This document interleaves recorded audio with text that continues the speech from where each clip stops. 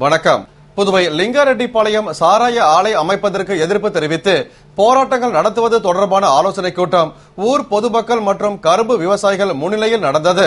புதுவை லிங்காரெட்டிப்பாளையம் சர்க்கரை ஆலை அருகே அரசு சாராய ஆலை அமைக்க அரசு முடிவு செய்துள்ளதாகவும் இதற்கு எதிர்ப்பு தெரிவித்து போராட்டங்கள் நடத்த எதிர்ப்பு போராட்டக் குழு அமைப்பது தொடர்பான ஆலோசனைக் கூட்டம் லிங்காரெட்டிப்பாளையம் அரசு ஆரம்ப பள்ளியில் நடந்தது. கரும்பு விவசாயிகள் சங்க நிர்வாகிகள் வழக்கறிஞர் செந்தில்குமார், முன்னாள் சட்டமன்ற உறுப்பினர் அருள்முருகன் ஆகியோர் தலைமையில் சர்க்கரை ஆலை முன்னாள் இயக்குநர்கள் லோகநாதன், பூங்காவனம், காட்டேரிக்குப்பம் முன்னாள் கிராம பஞ்சாயத்து தலைவர் திருமால், பரமசிவம் உள்ளிட்டோர் முன்னிலையில் நடைபெற்ற கூட்டத்தில் சாராய ஆலை அமைப்பதற்கு எதிர்ப்பு தெரிவித்து போராட்டங்கள் நடத்த எதிர்ப்பு போராட்டக் குழு அமைப்பது தொடர்பாக கலந்தாலோசிக்கப்பட்டது. மேலும் சாராய ஆலை அமைக்கக்கூடாது என்று அரசிடம் கோரிக்கை வைப்பது என்றும் அதனை அரசு ஏற்காவிட்டால் அனைத்து இல்லங்களிலும் கருப்பு கொடி கட்டி பொதுமக்கள் எதிர்ப்பை தெரிவிப்பது என்று தீர்மானிக்கப்பட்டது. கூட்டத்தில் லிங்காரெட்டிப்பாளையம் மற்றும் அதனை சுற்றியுள்ள கிராமங்களில் இருந்து பொதுமக்கள் மற்றும் கரும்பு விவசாயிகள் கலந்து கொண்டனர். புதுவை ஏஎப்டி மில் தொழிலாளர்களின் நலனை சீர்தூக்கி பார்த்து அரசு எடுக்கும் நல்ல முடிவை அனைத்து தொழிற்சங்கமும் ஆதரிக்கும் என்று ஒருங்கிணைப்பாளர் அபிஷேகம் தெரிவித்துள்ளார். இது தொடர்பாக ஏஎப்டி அனைத்து தொழிற்சங்க நடவடிக்கை குழு ஒருங்கிணைப்பாளர் அபிஷேகம் செய்தியாளர்களுக்கு அளித்த பேட்டியில், கடந்த 2010ஆம் ஆண்டு திரு வைத்தியலிங்கம் தலைமையிலான ஆட்சியில் நெசவாலைகளில் முதலிடம் வகிக்கின்ற பழைய ரோடியர் மில்லை மூடிவிடுவது என்ற அரசாணையை தள்ளுபடி செய்ய வேண்டும் என உயர்நீதிமன்றத்தில் மனு தாக்கல் செய்து ஏஐடியூசி சார்பில் தடை பெற்றதாகவும், இதுகுறித்து உயர்நீதிமன்றம் மில்லை உள்ளது உள்ளபடியே நடத்த வேண்டும் என்று தீர்ப்பளித்தது என்று தெரிவித்தார். மேலும் நீதிமன்றத்தின் இந்த உத்தரவு மில்லை நவீனப்படுத்தவும் உயர்நிலைப்படுத்தவும் தடையாக உள்ளது.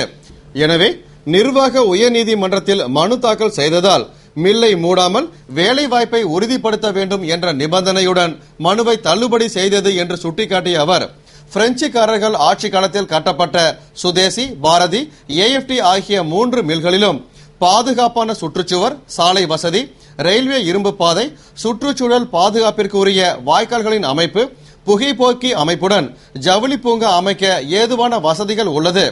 எனவே இந்த 3 பஞ்சாலைகளிலும் 25,000 பேருக்கு வேலைவாய்ப்பினை உருவாக்கிட வாய்ப்பு உள்ளது என்பதால் மில்லை இயக்கிட முதல்வர் நடவடிக்கை எடுப்பார் என்று நம்புவதாகவும், தொழிலாளர்களின் நலனை சீர்தூக்கி பார்த்து அரசு எடுக்கும் நல்ல முடிவினை அனைத்து சங்கமும் ஆதரிக்கும் என்று தெரிவித்த அவர், மேலும் சுதேசி, பாரதி, ஏஎப்டி மில்களின் இயக்கத்தை நிறுத்துவது, இடங்களை மாற்று திட்டங்களுக்கு பயன்படுத்துவது என்ற நடவடிக்கையை ஒருபோதும் எடுக்கக்கூடாது என்று வலியுறுத்தினார்.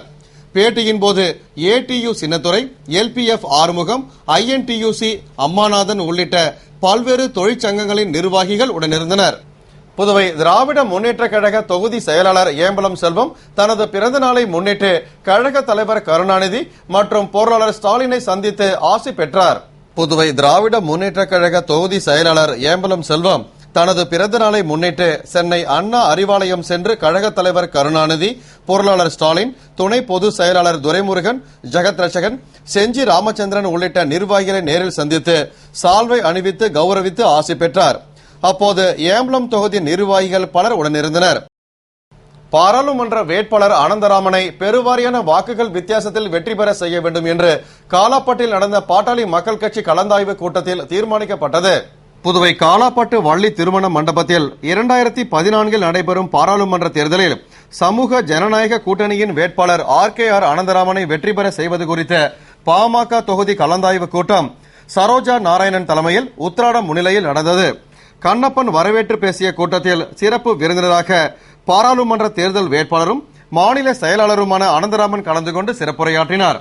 மாநில ஆலோசகர் ராமகிருஷ்ண கவுண்டர், மாநில துணை செயலாளர்கள் ஜெயபாலன், வடிவேலு, இளைஞரணி தலைவர் தங்க அறிவழகன், பசுமை தாயகம் அமைப்பாளர் கணபதி மற்றும் தொகுதி பொறுப்பாளர்கள் கலந்து கொண்ட கூட்டத்தில் பாராளுமன்ற வேட்பாளர் அனந்தராமனை தேர்தலில் பெருவாரியான வாக்குகள் வித்தியாசத்தில் வெற்றி பெற செய்ய வேண்டும், இதற்காக அனைத்து பொறுப்பாளர்களும் பாடுபட வேண்டும், தேர்தல் களம் சம்பந்தமாக களப்பணியாளர்களை பூத் வாரியாக உடனடியாக நியமிக்க வேண்டும், விரைவில் தொகுதியில் உள்ள அனைத்து சமுதாய மக்களின் தலைவர்களையும் ஒருங்கிணைத்து அனைத்து சமுதாய பேரியக்க கூட்டத்தை கூட்டி வாக்கு சேகரிக்க வேண்டும் என்பன போன்ற பல்வேறு தீர்மானங்கள் நிறைவேற்றப்பட்டன. புதுவையில் வரும் 12ஆம் தேதி நடைபெறும் முழு அடைப்பு போராட்டத்திற்கு அனைத்து வியாபாரிகளும் ஆதரவு தந்து வெற்றி பெற செய்ய வேண்டும் என்று அனைத்து வியாபாரிகள் நலச்சங்கம் கேட்டுக் கொண்டுள்ளது. இதுகுறித்து புதுவை அனைத்து வியாபாரிகள் நலசங்க தலைவர் ராஜசேகர், ஆலோசகர் அழகிரி, பொதுச் செயலாளர் திருவேங்கடம் மற்றும் நிர்வாகிகள் கூட்டாக அளித்த பேட்டியில் ஈழத் தமிழர்களை கொன்று குவித்த இலங்கை அதிபர் ராஜபக்சே தலைமையில் இலங்கையில் நடைபெறும் காமன்வெல்த் மாநாட்டில் தமிழின படுகொலையை கண்டிக்கும் வகையில் இந்தியா பங்கேற்கக்கூடாது என்பதை வலியுறுத்தி புதுவை மற்றும் தமிழகத்தில் வரும் 12ஆம் தேதி நடைபெறவுள்ள முழு அடைப்பு போராட்டம் வெற்றி பெற வியாபாரிகள் அனைவரும் தங்களுடைய கடைகளை அடைத்து முழு அடைப்பு போராட்டம் வெற்றி பெற ஆதரவு அளிக்க வேண்டும் என்று கேட்டுக் கொண்டதாக கூறினார். பேனர் தடை உத்தரவை நீக்குவது பற்றி ஆளுநர் மற்றும் கலெக்டரிடம் மனு அளிப்பது என்று டிஜிட்டல் பிரிண்டர்ஸ் சங்க கூட்டத்தில் தீர்மானம் நிறைவேற்றப்பட்டது.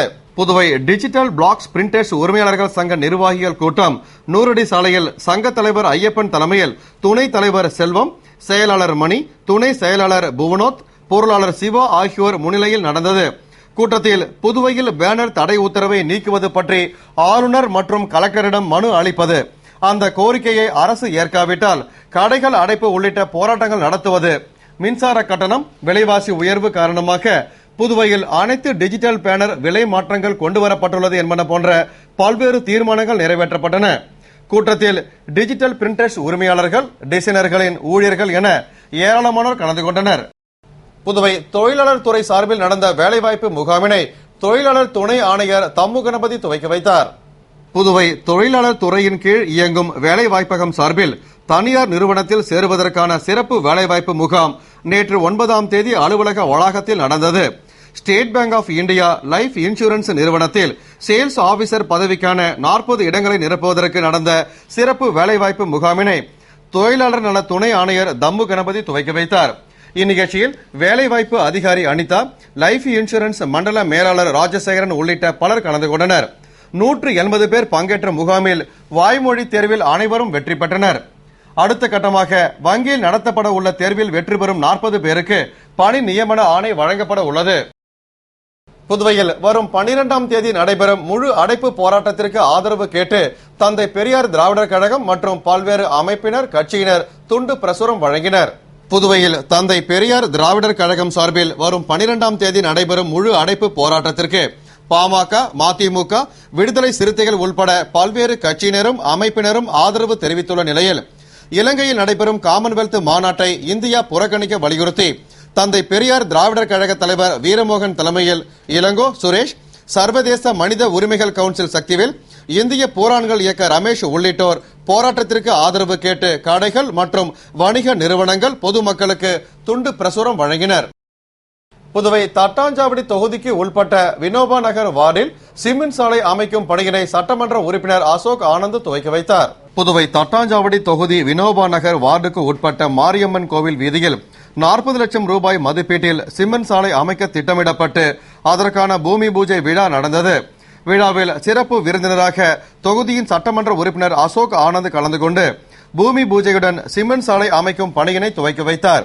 இந்நிகழ்ச்சியில் உழவர்கரை நகராட்சி பொறியாளர்கள், ஊர் முக்கிய பிரமுகர்கள், என்ஆர் காங்கிரஸ் பிரமுகர்கள் மற்றும் பொதுமக்கள் பலர் கலந்து கொண்டனர்.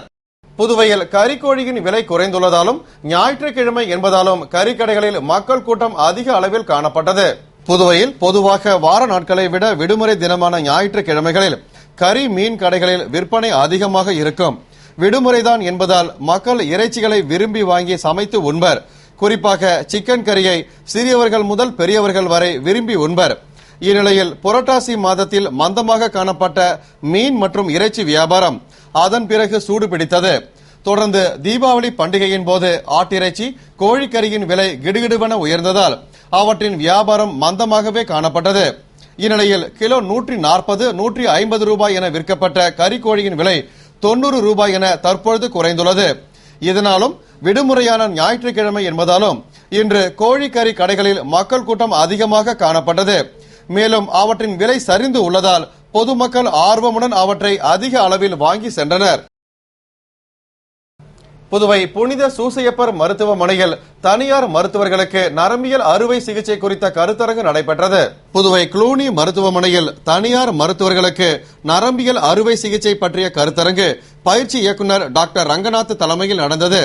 நிகழ்ச்சியில் ஜிப்மர் நரம்பியல் துறை டாக்டர் ரூபேஷ்குமார் சிறப்பு அழைப்பாளராக கலந்து கொண்டு பொறியியல் துறை வளர்ச்சியால் அறுவை சிகிச்சை முறையில் ஏற்பட்டுள்ள முன்னேற்றங்கள் குறித்தும், மூளையின் இரத்த குழாயில் ஏற்படும் அடைப்பு நோய் தற்பொழுதைய மருந்துகளால் குணப்படுத்தப்பட்டு வருவது குறித்தும், சரியான சிகிச்சை முறையால் கழுத்து வலி, முதுகுவலி போன்றவைகளை குணப்படுத்த முடியும் என்பது பற்றியும் விளக்கினார். இந்நிகழ்ச்சியில் அரசு மற்றும் தனியார் மருத்துவமனைகளை சேர்ந்த மருத்துவர்கள் கலந்து கொண்டனர். புதுவை உப்பளம் தூய பிரான்சிஸ் சவேரியர் ஆலயத்தில் நற்செய்தி அறிவிப்பு ஞாயிறை முன்னிட்டு பங்கு மக்களுக்கு பல்வேறு போட்டிகள் நடத்தப்பட்டன.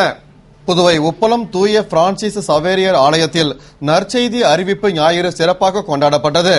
இதனை முன்னிட்டு அருட்தந்தையார்கள் பிலோமினா தாஸ் மற்றும் ஆண்ட்ரூ தலைமையில் சிறப்பு வழிபாடுகள் நடந்தது. கத்தோலிக்க தன்னார்வ பெரியோர்கள் மற்றும் இளையோர்கள் ஒன்று கூடி நடத்திய விழாவில் பங்கு மக்களுக்காக இசை நாற்காலி, ஓட்டப்பந்தயம் உள்ளிட்ட விளையாட்டுப் போட்டிகள் நடத்தப்பட்டன. விழாவில் திரளான கிறிஸ்துவ மக்கள் பங்கேற்று வழிபாடு செய்தனர் மற்றும் போட்டிகளில் பங்கேற்று தங்களது திறமையை வெளிப்படுத்தினர்.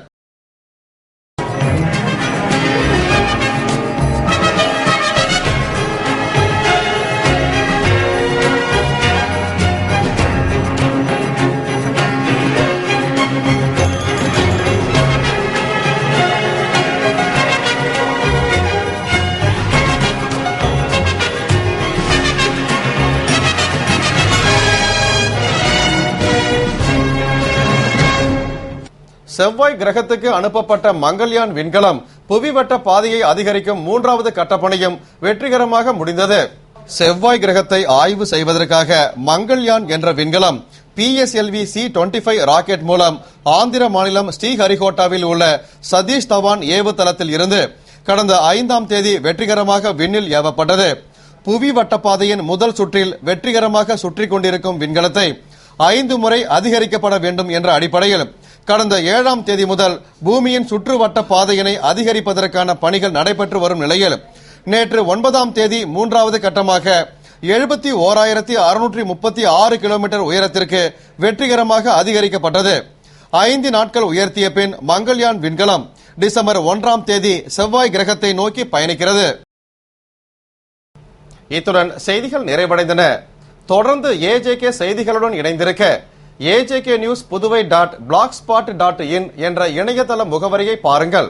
வணக்கம்.